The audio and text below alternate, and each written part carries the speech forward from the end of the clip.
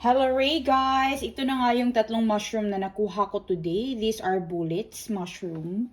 Sobrang gaganda nila, 'di ba? Itong isa is kinagatan ito ng slug, tapos ito din.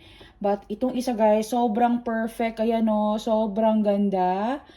It's so pretty talaga, and I really hope na wala pa itong mga worms guys kasi kakatubo pa lang nito.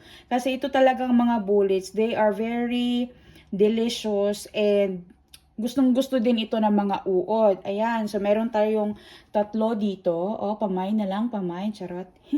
Hindi ko tayo papamain guys. So, hahatiin natin to today.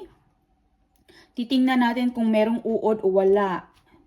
Tingnan natin. Oh my God, walang uod guys. Ayan, sobrang linis, sobrang ganda. So, isa-slice ko na to kasi ida-dry ko ito guys. Ayan oh, sobrang ganda. Wow! Grabe, sobrang linis guys.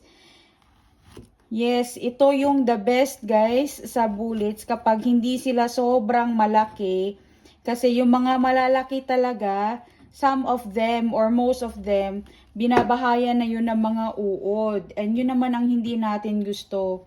Tingnan natin tong isa guys, itong taas niya. Ayan, sobrang linis. Sobrang ganda guys, ayan oh. So ito is ida-dry ko to para magamit namin in the future. Kasi mag-iipon pa tayo ng maraming bullets para magamit natin sa kusina. Ang sarap naman talagang hiwain ng mga bullets na to guys kapag walang uod. So yung kinagatan ng slugs guys, okay lang yan. Diyan na yan siya. Hindi na natin yan ikakat pa kasi okay na yan siya na ganyan. Basta walang slug guys, you are not gonna eat the wrong kind of protein. Ayan o, sobrang ganda guys, grabe. Ang sarap sa pakiramdam na makakuha talaga ng bullets na sobrang ganda. So ito naman, itry natin kung meron itong uod o wala. Sana naman wala. Sana wala. Oh guys, wala. Walang uod. Ito, oh my God guys, walang uod. Sobrang ganda. So ito din, isihatiin ko na to. And ida-dry na natin to guys. Kasi these are one of the most expensive din. But the thing is, ang bilis talaga nila sa uod. Ayan o, sobrang ganda. Wow. Nakaka-amaze talaga itong bullets din naman. And bibihira ito dito sa amin guys. Kaya madalas na mushrooms na napipick ko is yung mga funnel chanterelles or Sopilova havero chanterelles. And yung mga Musta Torvis Yeni or chanterelles, yun talaga ang madalas guys. Kasi yun ang pinakamarami dito sa amin sa Southern Finland. Yung mga ganitong bullets naman, meron din pero paminsan-minsan guys. Wow, sobrang ganda ng kanyang meat guys. Ayan o. Sobrang sarap kaya nito guys. Ito yung favorite na mga fins din.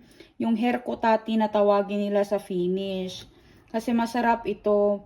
Pero masarap din ito sa mga uod guys. Kaya ang bilis nilang maubos. Ayan, marami na tayong herkotati na pwedeng i-dry. So ito naman guys, tingnan natin kung meron ba itong uod. Sana naman wala kasi sobrang ganda niya. Sana naman wala. Ah yes, wala guys. Tingnan nyo, sobrang linis. Ang sobrang linis. Ito yung pinaka the best talaga. Ay, meron ba?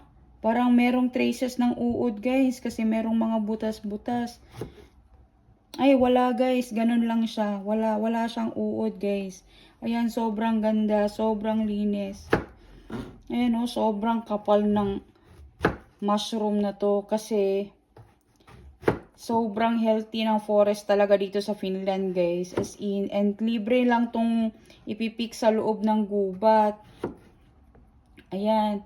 So, na-slice ko na to guys. So, this is ready for drying na. Actually, may mga previous mushrooms pa ako na naka-drying, nakasalang doon.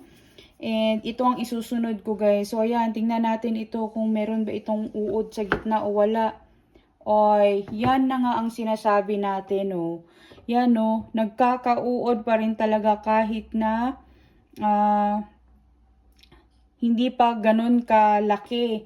Pero itry lang naman natin, guys, kasi dito sa ilalim niya, yan, no, may mga butas-butas na yan.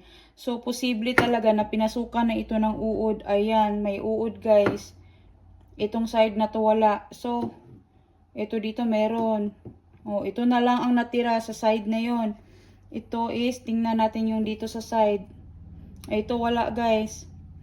Try naman natin itong isa. Baka ito meron na, paslanting natin na ganun para ano. Ayan oh. Sobrang may uod guys. Nakakapanghinayang talaga din minsan kapag nakakuha ka ng mga bullets guys. Kasi sobrang lakas talaga nila sa uod. Malakas sila sa uod guys. Grabe.